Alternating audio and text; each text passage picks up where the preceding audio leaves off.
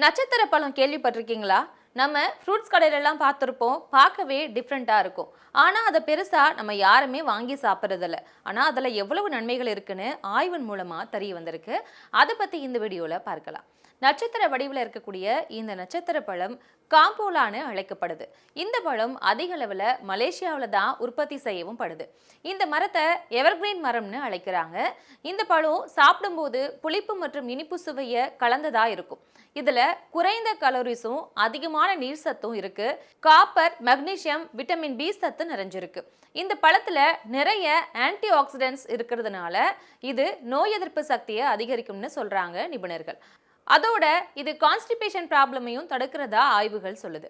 மேலும் வயிறு வீக்கமா இருந்தாலும் செரிமான பிரச்சனை இருக்கும் பட்சத்துல இந்த பழத்தை சாப்பிடலாம். பொட்டாசியம் சத்து இந்த நட்சத்திர பழத்துல அதிகமா இருக்கு. இது குறைந்த கலோரிஸ் இருக்கிறதுனால வெயிட் லாஸ் பண்ணணும்னு நினைக்கிறவங்களுக்கும் இந்த பழத்தை சாப்பிடலாம்.